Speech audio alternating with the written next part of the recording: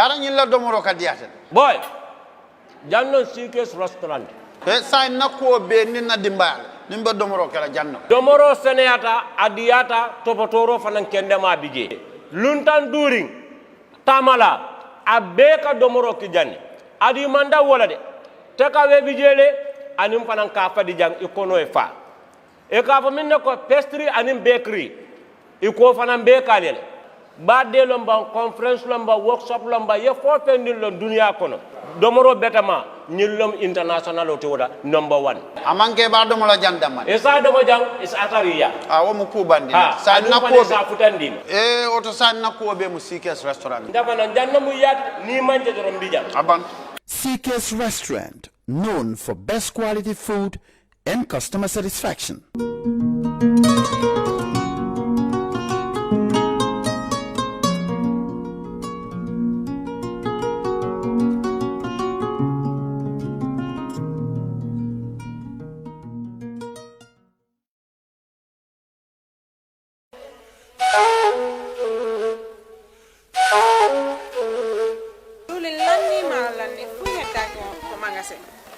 diwli lanni maaro lanni fop lanni awa joni mi anda honno gerde ten e ngal ɗo sabu e ngal ɗo Ibrahima jonnal taw joni mi anda se yaha e kapitiki ñawloɗen ha humpodire e makko est ce que on noon e warude waɗen no awa ane ko de Ibrahima mo ko to woni mo Amérique ko Amérique a woni kede humpitaki fiɓe musidɓe men baluwo baluwo ɓe andanɗa kala ko wawɗa wonde e aduna o si a rewi e juuɗe maɓɓe a jonnay ɗo dépasse. Good morning. Good morning to everybody. Members of the Interim Executive Committee of CA, members of CA and all others watching from across the world because we are on live stream, distinguished members of the press, ladies and gentlemen here and around the world. I want to, on behalf of CA, welcome you specifically to this third press conference of our dear party. There is always a reason for doing anything, and this press conference being held now also has reasons, some of which include the fact that CA is a government in waiting, and in keeping with that, CA needs to periodically engage with the Gambian public on issues of national concern. And this is one reason for the press conference today, because there are so many of those issues that we need to address today. The Gambia, like all nations and humanity, are at war. This is, ladies and gentlemen, the Third World War. The enemy is not human, but the enemy is real. The enemy is real and elusive. And the enemy is not readily visible to the eye. And so it takes special cognitive capability to be able to discern and understand the nature and the manifestations of this enemy to fight him. Humanity is under attack and the enemy is elusive. The Gambia, like all third world countries, is ill prepared for this war, which it must fight. Since every nation must contribute soldiers to this battle.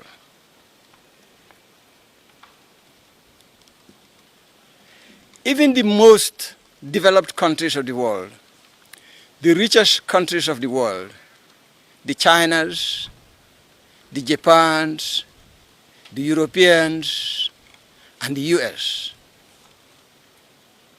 are battling this war, and they are struggling to survive the intensity of the battle.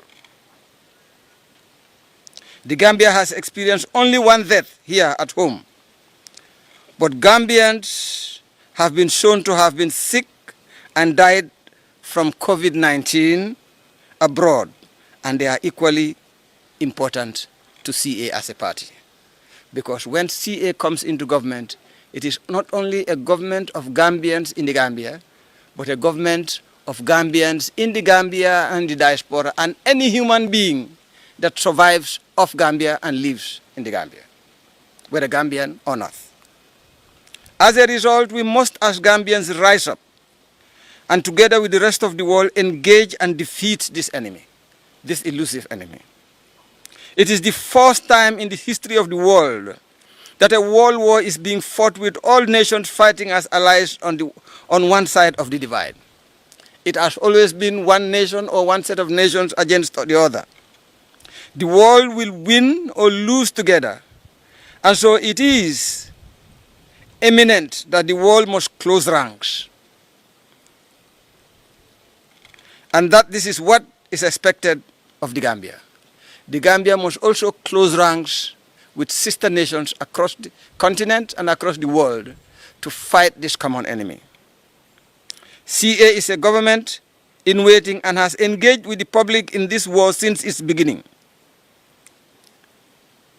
CA has engaged in this war since its beginning. And Ismaila will illustrate some of our engagements when he gets up to make his statement. And now CA shall use this press conference to review the battleground, appreciate the current government and what it is doing, appreciate the various participants, including the people, for their resolve in fighting this battle, and provide additional wisdom for the general public of all as the battle rages. The new army in this battle, the health professionals, they are the people with the guns for this type of battle. It is not the traditional army that we have known. It is an army that must be imbued with cognitive ability to recognize and to take steps to contain and to treat the effects of the attacks from this enemy. As a result, therefore, CA wants to put on record its appreciation to the government of the Gambia, including the National Assembly, for the steps taken so far and the level to which we have been able to contain the spread of this virus. And I have distinguished the National Assembly because I want you to understand that of the three arms of government in our nation, the National Assembly has always been playing second fiddle to the executive. But the first time in the history of our nation, we have a National Assembly that is ready to be known for why it was elected into the Assembly, and takes on government in its scrutiny of what government does for everything that government does, including providing resources and taking steps to contain this virus. The donor community is also appreciated by CA for everything they are doing to support us, given our financial and structural weaknesses in being able to fight this battle alone. The private sector has done a phenomenal job and continues to do the same. We thank the various local and international philanthropists who have come to our assistance as a nation. We also want to thank again and once more the frontline army in this unusual war, the health professionals led by the Ministry of Health. And eventually, again and once more, the general public. Because all of these could have come to naught if the public do not take heed of the health advice and the behavioral change advice that is given by the Ministry of Health and the WHO. CA's take on the war. CA would like to add value to this war and how it might finally be won. This is what any responsible government in waiting does. And this is the thrust of the press conference, to which I once more welcome all of you and the entire world who are anxiously listening. Dr. Ismaila Ceesay shall discuss how this shall be undertaken, and then we will together take questions. As a result, I want to welcome once again all of you to this press conference, and may God bless the Gambia, may God bless CA, may God bless humanity. Thank you very much. You are most welcome.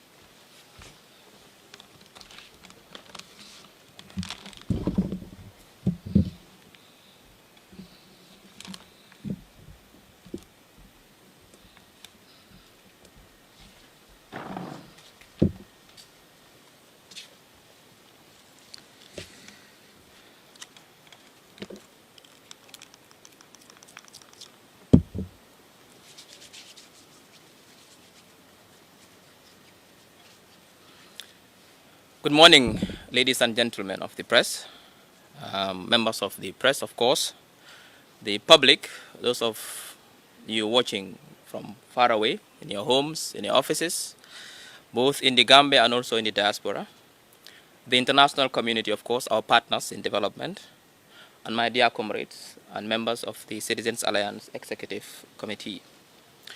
We are in the middle of a world crisis that requires leadership, solidarity, and compassion. It is in this connection that we thank the government of the Republic of the Gambia and our international partners for their rallying support to mitigate the effects of the ongoing COVID-19 pandemic and its ramifications. Before I go further, I'd like to pay tribute to all the fallen heroes and all those who succumbed to the coronavirus, wherever they might be in the world. Because like Mr. Chairman has said, we live now in a global community where one death in one part of the world is felt all over the world. The novel COVID-19 pandemic sweeping across borders is affecting nearly every country in the globe. It poses an unprecedented national and global public health challenge. The global spread of this disease and its arrival on our shores has brought us to uncharted territory, with implications for the way we live, the way we work, the way we do business, and the way we interact with each other. The coronavirus is a common enemy that is posing a common threat to humanity. To help contain the virus, the government of the Republic of the Gambia introduced measures as part of its overall COVID-19 containment strategy to address the health challenges of the pandemic, reduce infection rates, and also to help flatten the curve. We commend this move. However, we believe that the measures taken were not informed by a comprehensive assessment of our local realities. Rather, there is a sense that they were based on knee-jerk reactions that drew inspiration from other countries, despite our different and peculiar social and economic realities. We believe that every country must assess their own situation to help them come up with measures that suit their local realities and serve their unique contexts. Nonetheless, conspicuously missing in the government strategy also, however, is a socio-economic blueprint or response plan that would address the financial and economic ramifications of the disease and an unexpected burden this places on our people and their livelihoods. Therefore, CA believes that the measures put in place by the government to contain the virus has the potential to cause adverse financial and economic impacts on our already poverty-stricken population. Obviously, we know that 75% of Gambians engage in hand-to-mouth activities, where they have to go out in the morning to fetch and come and feed their families. Now, if you come up with measures that forces them to stay at home, you must provide an alternative for them so they can be able to feed their families. If you force them from the streets to protect them from the virus, you must provide for them to protect them from the ravages of hunger in the homes. Taxi drivers, petty traders, women who sell in the market. The government must come up with a strategy, a blueprint, to make sure that they help these people. Now, to help mitigate the effects of the measures, the government must adopt corresponding social and economic measures that will ensure that those affected are provided for with safety nets by providing the most vulnerable direct financial support in the form of cash transfers, and to support small, medium enterprises and businesses affected by the economic slowdown in the form of tax and import duty rebates, concessional loans, and other economic stimulants. We believe that the measures introduced to contain COVID-19 must be able to save lives, at the same time saving livelihoods. We can be able to strike a balance between health security and economic security. The COVID-19 pandemic has exposed the lack of foresight of our government and has taught us lessons to forever remember the importance of state preparedness in times of emergencies or crises that are beyond the control of any individual. We must be able to rely on our government in times of crisis to manage our affairs by digging deep into such a reserve budget put in place to relieve the most affected and the most vulnerable. The primary responsibility of any serious government is to provide leadership in times of crisis and to ensure the health, economic, and social well-being of its citizens during pandemics of this nature and other disasters. The aftershocks of COVID-19 will pose a serious threat to our people, equally, in fact, more serious than the virus itself. According to the UN framework for the immediate response to COVID-19, more people died from interruption of social services and economic breakdown than from the Ebola virus itself in 2014. And UN Economic Commission for Africa estimates that over 300,000 Africans could die from the coronavirus. 27 million people could be pushed into extreme poverty. Therefore, the economic impact of COVID-19 should not be underestimated. Ladies and gentlemen, members of the press, general public, CA has been taking the lead in the prevention of COVID-19 by distributing sanitary items to local communities and doing awareness raising. Today, I have the pleasure to, on behalf of CA, the Citizens Alliance, launch what we call the Citizens COVID-19 Response to the Coronavirus Pandemic. This response, this initiative is called the Crisis Relief Fund for All Gambians, the CRF. It is an embedded relief plan to support the most vulnerable groups of our society. It constitutes two components over two phases. The first phase will focus on helping poor families so they can be able to cope with the economic effects of the pandemic through cash support. To this end, CA will disburse our seed money, over $200,000, to support needy families in 28 communities, women in particular. The second phase will focus on recovery. Obviously, when this whole COVID-19 thing is over, many people, especially small businesses, will struggle to recover and get back to life. The woman who sells food at a primary school is forced to stop selling food because schools are closed. Perhaps she has eaten all her capital. When she wants to come back and sell food, the same primary school, to feed our children, she needs cash to start her business. Therefore, the second phase of this initiative is to help with recovery. We call it post-pandemic recovery. CA giving cash, obviously, instead of commodities like food items, is an affirmation of our strong belief in nurturing a dignified citizenry while allowing them to take control of their lives, to make their own choices. We will ensure that in our exercise to distribute these resources, we respect the dignity and privacy of the recipients.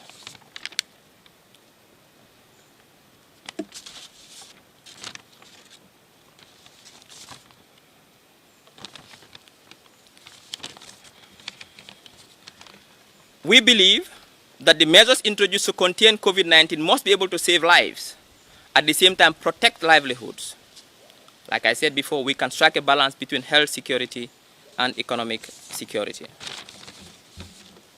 On a final note,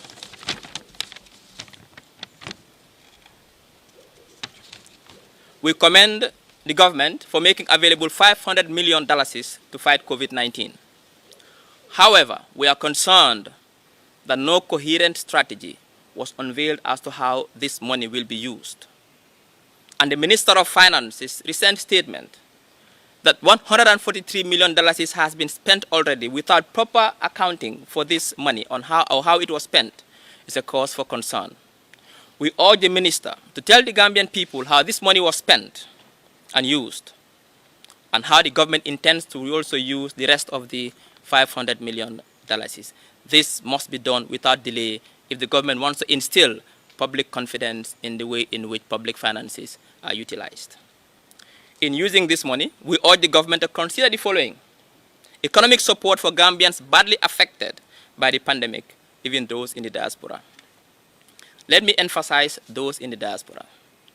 They've been forgotten. Their welfare must be protected by the Gambia government. We have Gambians in Italy, in Spain, hard-hit countries by the coronavirus, in France, with no access to financial support by those countries because of their status. The government must, without delay, do a census and know how many Gambians are affected in these countries so they can get the necessary support. The government must put a robust preparedness response in place whilst we prepare for the worst. The WHO recently stated that the next epicenter of the virus will be in Africa.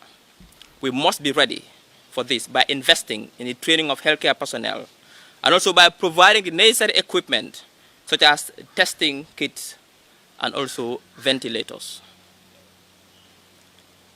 Ladies and gentlemen, a global recession will no doubt follow COVID-19.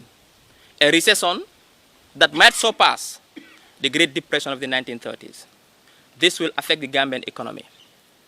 20-something% of our GDP relies on tourism, an extra 20 on remittances. The global recession will cause job losses abroad. Our brothers and sisters and daughters who have been safety nets for most homes will lose their jobs. Therefore, government must be prepared to ensure that this shock, they absorb this shock that will be caused by this global recession. Finally, it's not all doom and gloom. The COVID-19 pandemic provides us an opportunity, even though it lays bare our vulnerability as a country and our dependence on outside support, even in times of crisis. It provides us the opportunity to rethink and to start building resilient societies for this country, to build a country that is well prepared to respond to future pandemics. We must build pandemic and disaster preparedness response institutions in this country as future threats to mankind, to even the Gambia, wouldn't be countries sending nukes to Gambia, but pandemics and disasters that we have no control over. On a final note, the Citizens Alliance would like to thank, in particular, our frontline workers. I know, Mr. Chairman, thank them, but I think they need an additional applause. They are the heroes, the soldiers who are fighting this invisible enemy. We thank the Minister of Health for his unflinching support and also for the good work he's doing, leading the ministry. We thank all the doctors, all the nurses. We thank the MRC.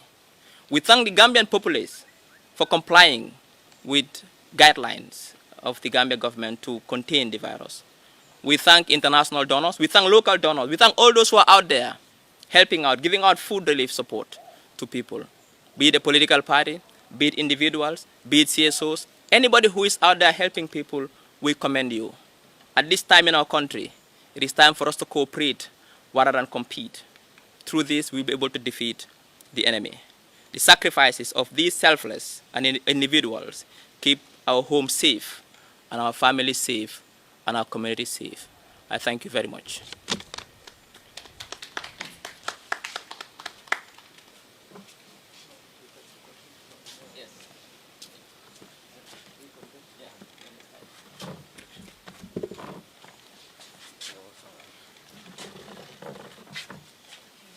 Yeah, we take questions, but of course we want the background.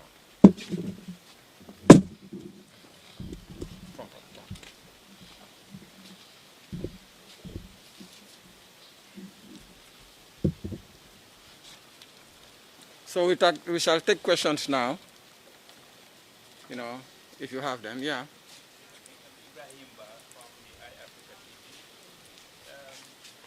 question, Doctor, is now that you have launched the COVID-19 response, we also know that there are a lot of efforts from different countries being directed to the same crucible. But what are you making different in terms of assessment before deployment of relief packages? So that is the first question. The second one is, you say government must wake up to certain concerns that you have raised, including Gambians in the diaspora. But over a time now, we've seen the government is not acting at the speed that many people expect. How about if the status quo continues? What will be CA's response to that? And generally, just on government needs to respond also in terms of the social responsibility, the relief packages, looking at the country's budget right now. Do you think this is the country that can, respond to such a disaster at this moment? If yes, how? These are the budgets. Wow, those are two long questions. I'll attempt the first question as to, I think if I understand you right, you are asking why there is no coordination in terms of relief support, and that you've seen many different pockets of support around the country. I think that is a good thing. It shows the diversity of our country. It shows that even though we all are, our aim is the same, we want to target and help vulnerable people, but we can also do it differently, because we've seen those who are just giving food, we've seen those who are giving both food and cash, but we think that we need to give cash donations because we want to give people the flexibility to, and also the choice to buy what they want to buy. People don't only need food to survive. People need access to electricity. They have to pay electricity bills. People need medicine, obviously, to buy when they are sick, and other needs that they have. Therefore, the Citizens Alliance think that in addition to complement the food relief supplies that are going on that we strongly applaud and support, we think that we should also give cash incentives and cash support as safety nets to our people, especially in rural communities, so they can be able to buy the other things that they need for their survival. Obviously, there could be a need for coordination, but again, we had, when this whole crisis started, written to the government, both on social media and also directly, to propose the creation of a kind of a crisis management fund that everybody can come and support, be it political parties, be it CSOs, being individuals, to be controlled by the government. But the government has not been that proactive to be able to deal with these issues, and people think that we have to take the matter in our own hands, because it is every Gambian's moral and civic responsibility to support each other. Now, coming to your second question about the Gambians in the diaspora, if the government is not acting to support them, what do we do as a party?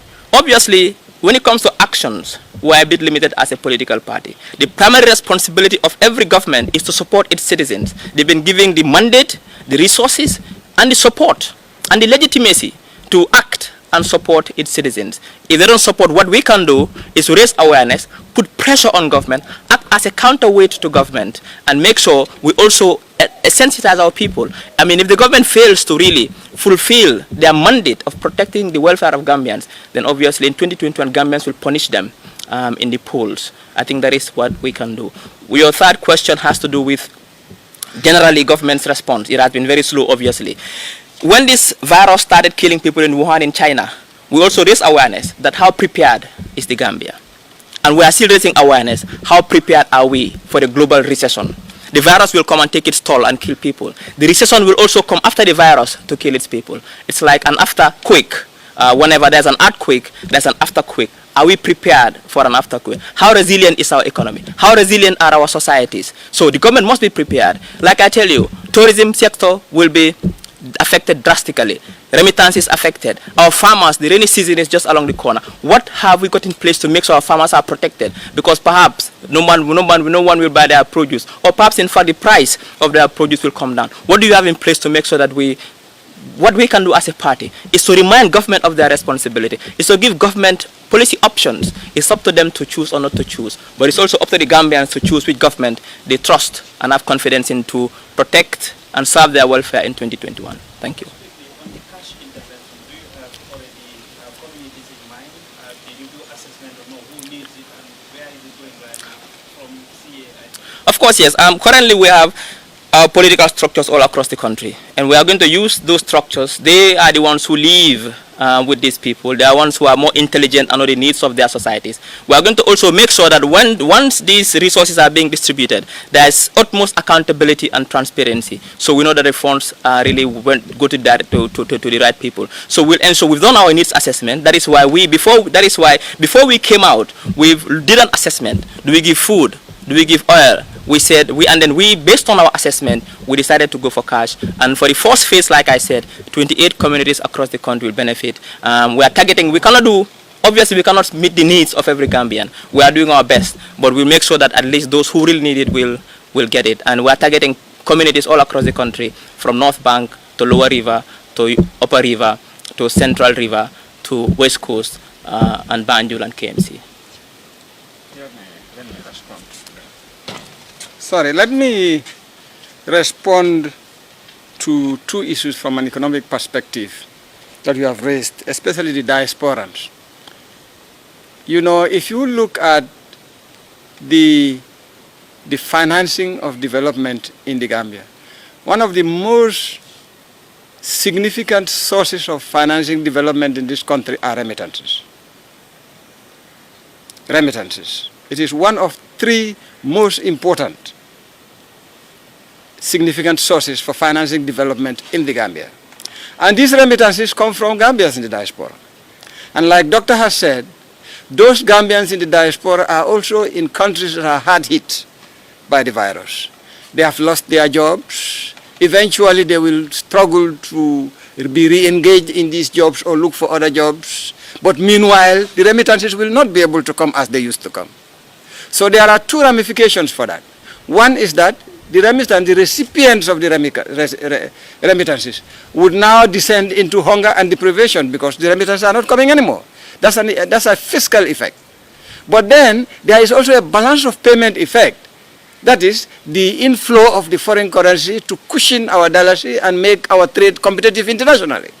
Because if the flows go down, then that inflow is going to depreciate. And so that is exactly what will happen. And if our dollar depreciates, then it's going to be, it has going to have inflation ramifications in the domestic front. So these are issues which make ensuring that the diasporans are supported, as Doctor has alluded to, very important. Because they have become a critical part of the development financing structure and sustenance of livelihoods in this country. Finally, I want to address the last question, which is, well, given the fact that the budget that we already have is inadequate, what is it, do we think that government can do it, and if cannot, how would we do it? Look, there is no country in the world, the United States of America, the richest country in the world included, that has sufficient money to be able to provide to its people during a situation like the one in Nigeria. There is none. So what it calls for really is creativity and wit by those who lead the country to be able to balance actions and activities and determine what to delay and what not to delay, you know, in terms of public financing and prioritization of these in a manner that eventually what would achieve is optimal developmental value. That's exactly what it is. There is no country in the world which will tell you, we have the budget that will do it all. There is none. I'm an economist and I know there is none. Thank you.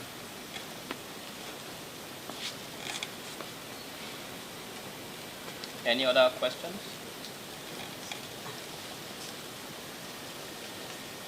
Okay, my name is Mahmoud Jao and I'm from Point Newspaper.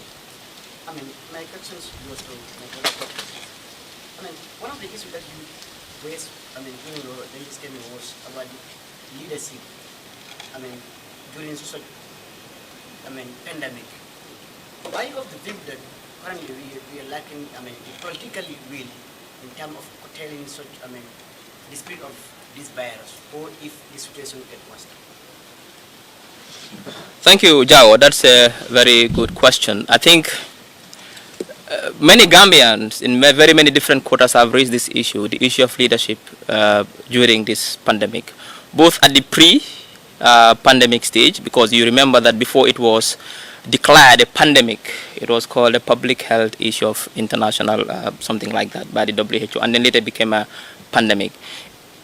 The failure happened at that time because of the globalized nature of the world and the way we travel. Global travel has really made disease to travel faster than the rocket. We're not living in 2,000 years ago where it took diseases 2,000 years to move from one continent to another. Here, within 6 to 7 hours, it could move between countries. It took the Spanish flu almost 9 months to really traverse the whole world. It took the current COVID-19 pandemic almost a couple of weeks before it reached every corner of the world, from Asia to Europe to the US to Africa. Therefore, the government lacked foresight to know that the question is not a matter of if it will arrive our shores. It's a matter of when it will arrive our shores. And therefore, they could have provided leadership and prepared for how do we not only prevent the pandemic from entering our shores, but also containing it once it has entered our shores. And in both aspects, we've seen that the government has been very reactive and not very proactive. Most of the sanitary items distributed for people to engage and maintain hygiene during this time was done by private and individual citizens. We haven't seen government taking the lead in that. We haven't also seen government taking the lead in providing safety nets. We just had as a $5 million kitty to be used, but they have not told us how they are going to use it. They are very good at coming out to tell us that these are the measures: lockdown, state of public emergency, no public gatherings. But these have far-reaching socio-economic implications, but they are not very good at telling us how they are able to cushion and take care of these implications, the consequences of the lockdowns. And I think, therefore, overall, it's not the time for us to blame. The blame game is not now. Now there's a common enemy that is in our midst. All eyes should be focused on fighting that enemy. And when we defeat the enemy, now we can come back and take stock as to, and assess and evaluate as to who did what, when and how, and then we can apportion blame where it is deserved. Now, obviously, like I said, it's like you are in a room, there's a common enemy. Instead of fighting the enemy, we are blaming, it's your fault, it's your fault. No, we are fighting the enemy, now let's keep our eye on the ball. And then later on, we can really tackle and deal with the government insofar as their inadequacy and their incompetence have been laid bare in fighting a crisis like this. Thank you. I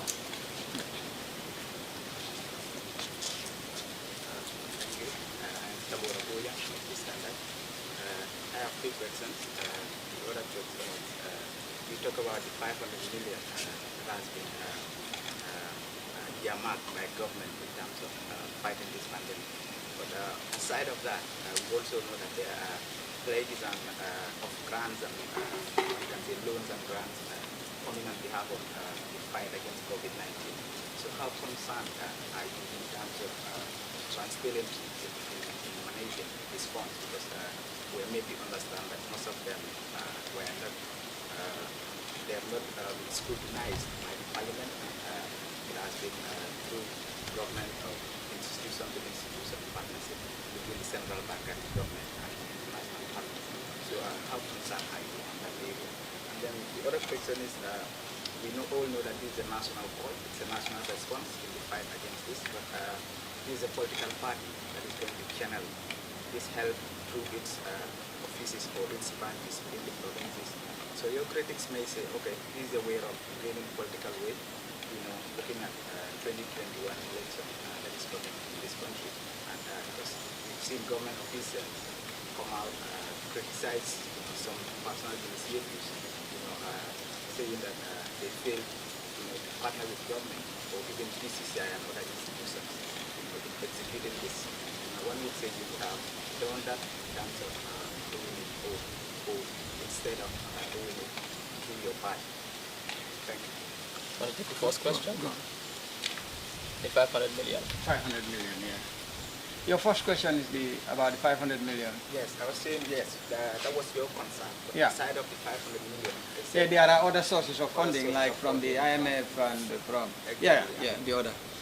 You want to take that? Let me deal with that.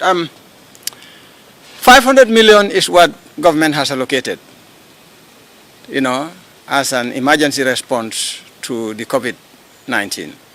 But notwithstanding, there are grants and concessionary financing from multilateral and bilateral institutions, you know, and I think up to now, they might be up to about a bit more than $30 million.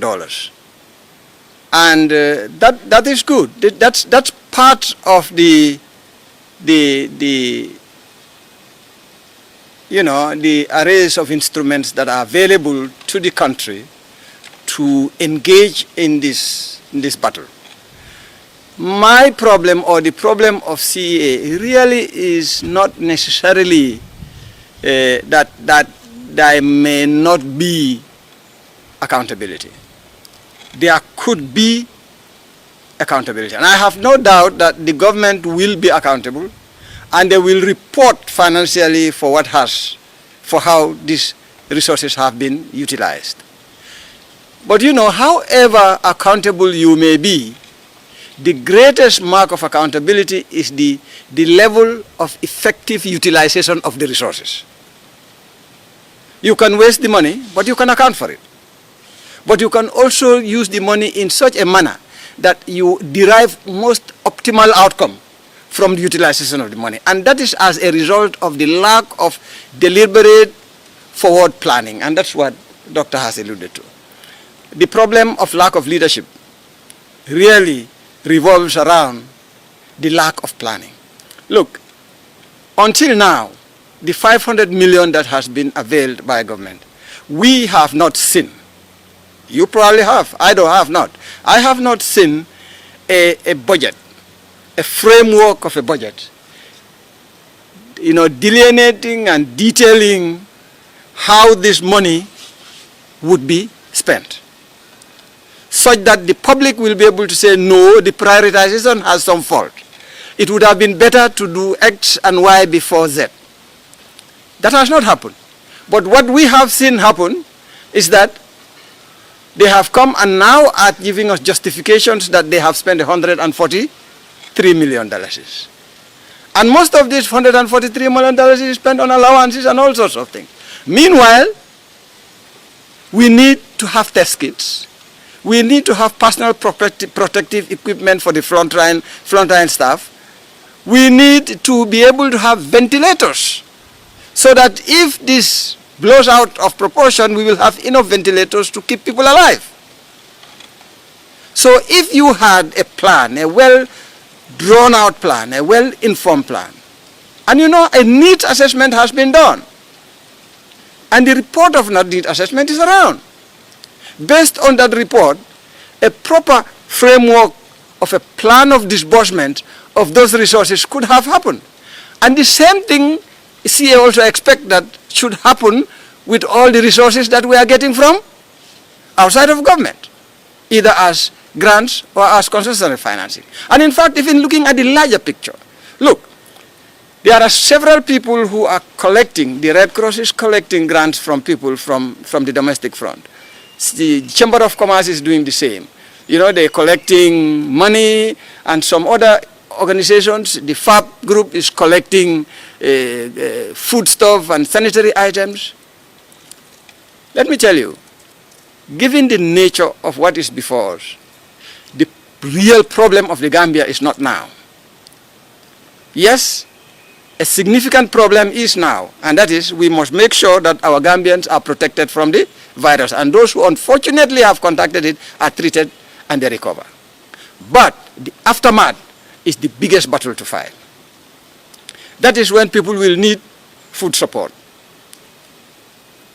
So I think if government were strategic in the approach, they could have really coordinated in terms of collecting and storing all this food that is being brought now, and which I'm afraid most of it will be distributed in a manner in which it will not be efficient. And when it is time for this food to be given out to people, that is when people need this food more. Especially now that we are going towards the rainy season and the hunger season, the hunger months of July, August, and September, that food will not be available.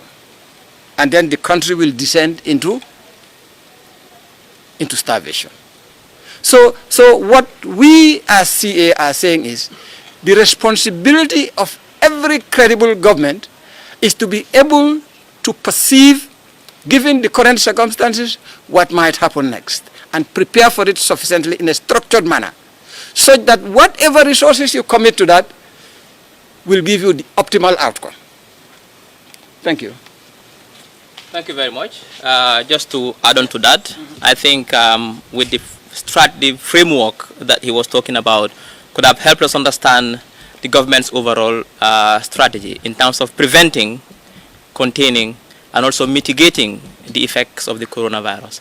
Obviously, prevention starts earlier to make sure that it's prevented from coming in. Even if it comes in, it is properly contained. But even if it affects people, how do we mitigate the aftershocks? How do we mitigate the economic and the financial impacts? How do we mitigate the health impacts? If people get sick, how many ICU beds do we have in the Gambia? How many ventilators? I understand we have no ventilators. And ventilators are life-saving kits for people who are badly sick with the coronavirus. So obviously these are things that we should all ponder and make sure the government really puts the money into good use. The question about different uncoordinated, I think is similar to the previous question. Obviously, the aim is to complement each other's efforts. Whether it is GCCI, whether it is private individuals, whether it is other political parties, we all have our own way of doing things. And we all are targeting different communities, not communities per se, but targeting different beneficiaries and in terms of what they can get. Like I said, there are others who prefer to give food items. There are others who prefer to give both cash and food. There are others who it makes the work easy. I mean, it would create a kind of a logistical nightmare if we want to coordinate all these national efforts into one. It could delay response as well, because it means that this has implications in terms of planning and so on and so forth. Therefore, decentralizing the response is more effective and it can reach the people quickly. So that is why we think that obviously as a political party, we are not doing this for politics obviously. We believe as Citizens Alliance that people are not going to vote for us based on the money or the bag of rice we give them.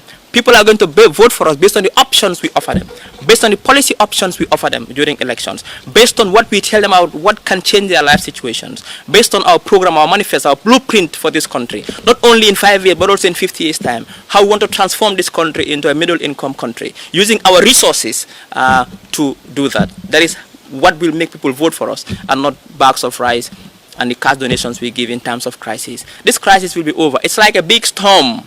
The rains have not come yet. When the storms are over, the rains come. And then after the rains, now we start assessing the damage of the storm and the rain. So we are just at the first phase, the storm, the big storm.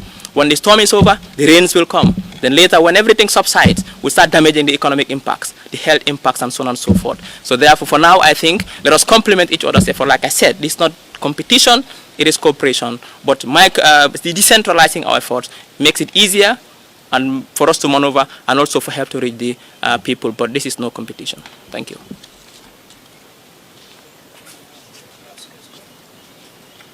So, Honorable Member, in your speech, you clearly mentioned that COVID-19 is a third world war.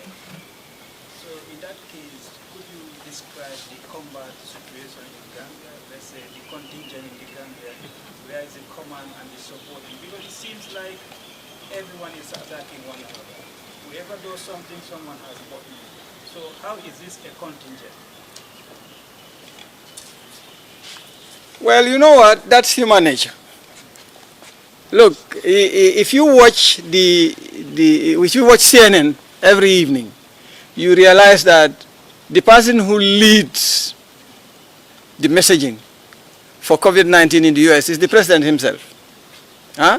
Although, you know, the director of virology, Fauci, and the others have difficulties containing him, but they manage him on stage. But he is trying to show some level of leadership. And whatever that is said that he is doing, he has people like Como in New York who also disagree with him over approach, and rightly so, you know, because some of his approaches are really not tenable, and at times you tend to think that they are politically predicated, you know. So it is human nature that when we are in a situation such as the one we are in now, that whenever a solution is proffered, it will be critiqued. But a solution being critiqued is not necessarily it being criticized. And even if it is criticized for good, for the good of all, that is how you end up compromising and refining your solution so that we reach a national, more comprehensive and equitable solution. So that is exactly what it is. I mean, for as long as you are in government, I have always said this. If you do not want anybody to talk about you, don't go into public life. If you stay in your home, nobody knows you, nobody talks about you. But if you go into public life, you are using public space. This is people's space. You are using public resources. These are people's resources. So they will question you. They will agree with you, but they will also disagree with you. So that is what leadership is all about. And the job of a leader is to manage all of this so that at the end of the day, the outcome for the greater good is most optimal. Have I answered your question? Yeah, just how to avoid the crash is my worry now, but don't worry much. War implies that, everything has to be on the same board and we go face. But the moment there is a common enemy and there are fights inside, so how long will we live in such a situation? That's the concern. I don't think there will be fights, but there will be disagreements. That's one thing we are very good at in our party, CA. You will realize that we are not afraid of even disagreeing with each other at certain levels, even publicly. Because we know that even though we are all brought into the same party because we share a common view, but we do not necessarily have to agree on every nitty-gritty. But then what is important is to keep your eye on the ball, as Doctor has said. Keep your eye on the ball, and the war will be won. Thank you. I think just to add to that, I don't think there are any fights happening. I think disagreements are healthy in a democratic society. I think disagreements obviously cannot be prevented, but they can be managed. And I think Gambians have been very good at managing our disagreements. The most important thing, like you said, keep our eye on the ball. What we critique sometimes is the strategy, the war strategy. And every citizen has a right to do that. There's a war. There's a common enemy. The government is given the sole responsibility to fight this enemy. Are their strategy working? Is it the right strategy? And it is where the social scientists, the economists, and the military experts and security who come in to critique the government's approach. But what happens at the end of the day is the end justifies the means. If this whole war is over and the government of the Gambia wins, then obviously we'll applaud them. But if they lose the battle, governments will punish them.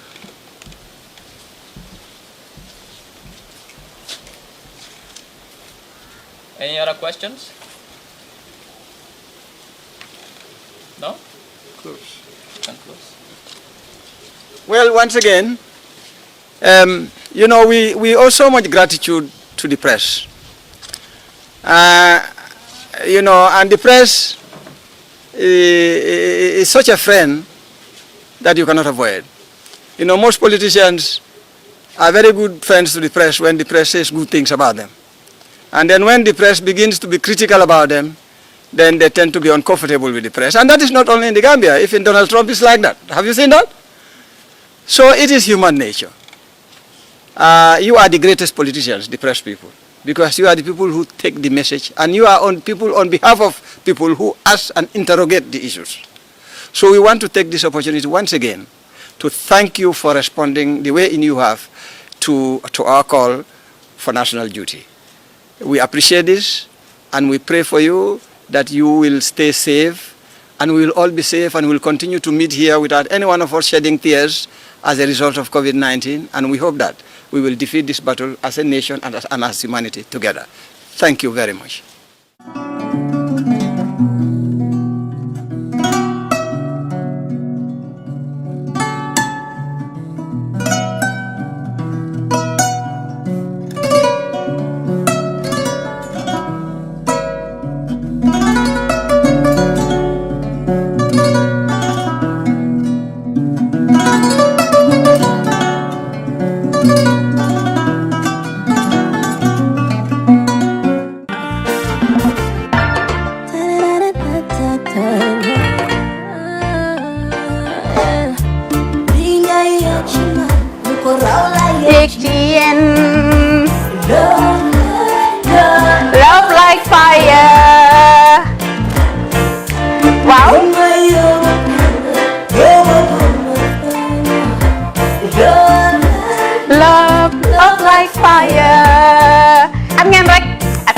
ngeen fan la skincare la 2020 lañ wax de waaw fii nag mooy Kerr fan Kerr zero tache perfect skincare saa su ne rek niñ ko dee defee rek loo lañ soxlaati rek maanaam bu ngeen am problème ci seen skin ngeen xam ngeen fan la fii ngeen di ñëw suma xarit yeeg am di jàmm yi nga xam ne taas daf lañ sonaloon xam nga doon xeesal ba la ka xum éneew ma lañ ko nag waaye just in case comme ni ko gars yi defee rek en cas just in case loolu xew xam ngeen fi ngeen di ñëw fii ngeen di ñëw skincare plus si yu baax rek la ñoo dox nag ay baax rek fu ne la ñoo dem ci réew mi di lañ indi rek nag products yu baax du Paris du Italie du USA du fi mu nekk nii sax boole nañ ci nag Sweden fu nekk lañ leen a indilee products bu dee tamit nag da nga ñuul rek ñu lay jamaa natural beauty that melanin dripping we do have stuff for you as well emuñ si skincare products rek ñu ngi ci cuub yi tamit fu ne la ñoo jaar in fact sax last commercial bi ñu defoon waxuñ leen woon dañoo dox ci ay kawar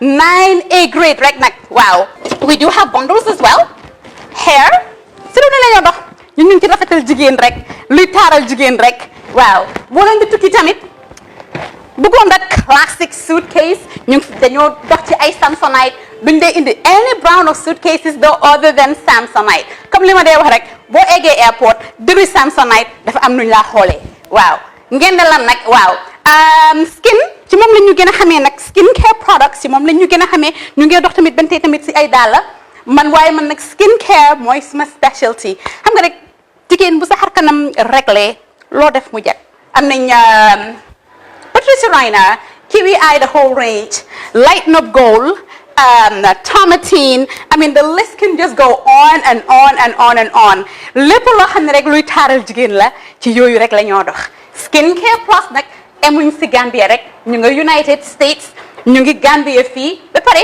bu dee yaa ngi anywhere in Europe mun nañ la ko mail within 3 days rek ñetti fan rek nga jot say diw emuñ si loolu rek dañ laa consult tamit balaa ñu laa jaay diw dinañ def a free consultation pour wax la rek exactly li nga xam ne moo méngoo ak sa kanam dinañ leen wax tamit ne rek am nañ perfumes you know fragrances men's shirts accessories we do dresses as well we do blouses I mean we do shoes name it we do them Skincare Plus 2020 is our year of perfection zero task fi mu nekk nii réew mi fii kenn waratu fi task kenn waratu fi am problème kanam kenn waratu fi am problème yu picca boo ko amee dafa fekk ne rek ñëwuloo ci place bi fii love like fire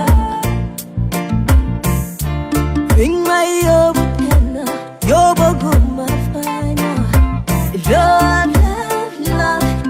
like fire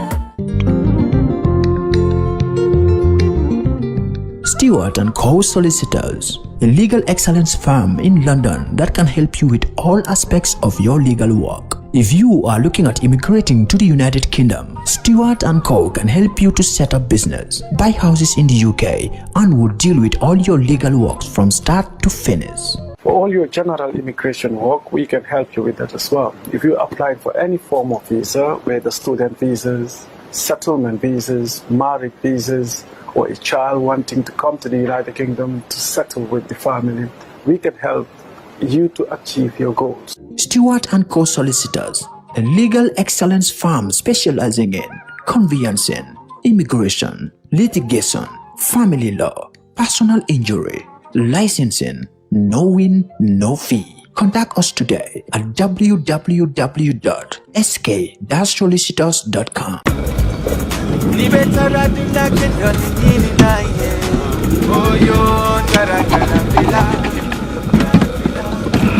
Oh, ini bara. Okay. Welcome. Basically, lot of lala me along is cool, man. That I can really relax. What the madam? Yeah, that's. What the madam? Yeah, not I'm just somebody. That's right. Grand Villa.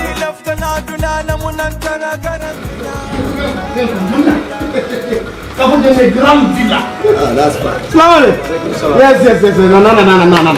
No. Yeah, actually, a lot of people are basically me alone because they relax. So it's basically that I can understand.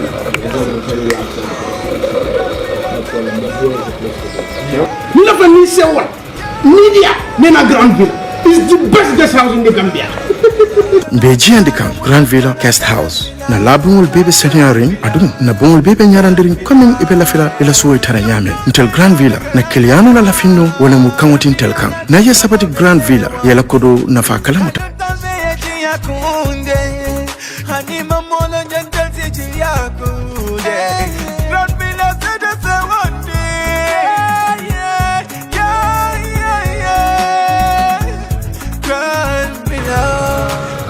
Oh man, this is like a paradise. I know. I so much love this place. Yeah, thank you. Trust me, I love this place. You come on someone and you're watching what? Yeah. I know to Gambia. Grand Villa. I tell you. I love this place. Okay. I love this place, man. Oh yeah. Ni leftan no ko keso sotola futama Oljuntum Paradise Estate mbaye komandiro ke 7527218 wala futan na website auto www.grandvillaguesthouse.com. Grand Villa Guest House.